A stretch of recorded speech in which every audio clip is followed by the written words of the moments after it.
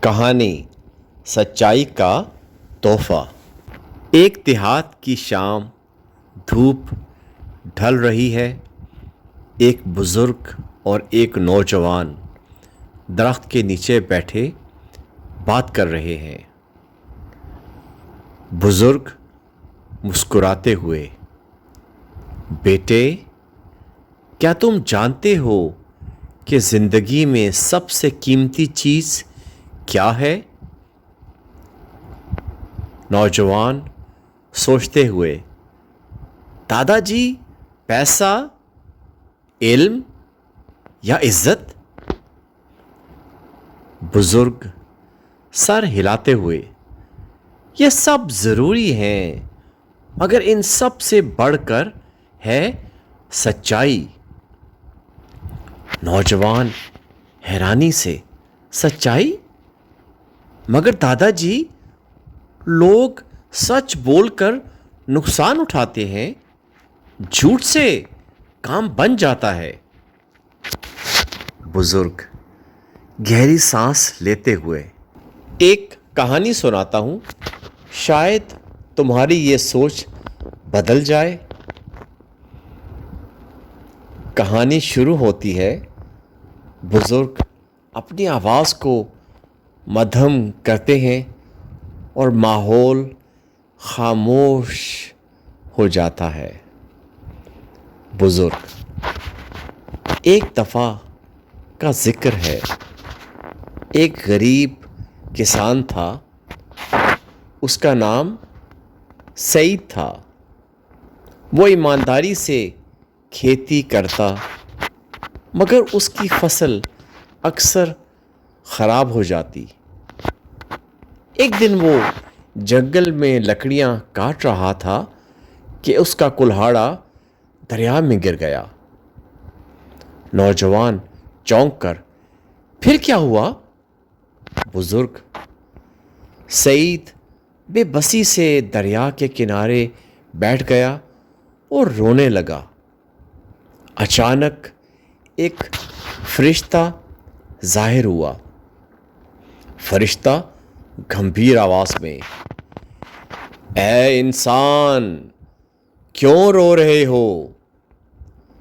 سعید روتے ہوئے، میرا کلہاڑا پانی میں گر گیا ہے، وہی میری روزی روٹی کا ذریعہ تھا۔ فرشتہ مسکراتے ہوئے، فکر نہ کرو، میں تمہاری مدد کروں گا۔ فرشتہ دریا میں غوطہ لگاتا ہے اور ایک سنہری کلہاڑا نکال کر سعید کو دکھاتا ہے۔ فرشتہ، کیا یہ تمہارا کلہاڑا ہے؟ سعید سچائی سے، نہیں نہیں، میرا کلہاڑا لوہے کا تھا، یہ نہیں۔ فرشتہ دوبارہ پانی میں غوطہ لگاتا ہے اور چاندنی کا کلہاڑا نکالتا ہے۔ فرشتہ، کیا یہ تمہارا کلہاڑا ہے؟ سعید صاف گوئی سے، نہیں، یہ بھی میرا کلہاڑا نہیں ہے۔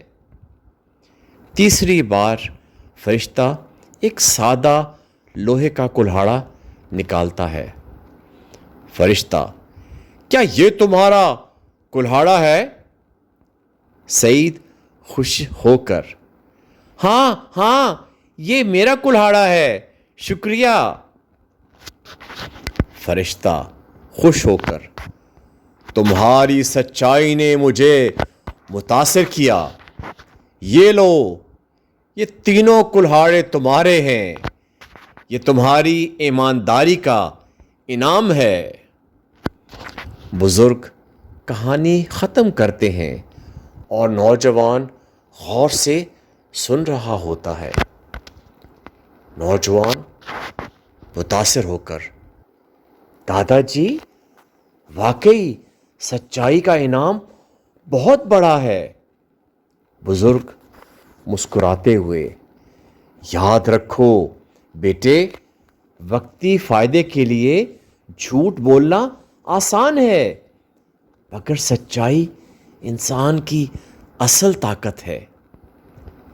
نوجوان پختہ ارادے سے، آج کے بعد میں ہمیشہ سچ بولوں گا، چاہے حالات جیسے بھی ہوں۔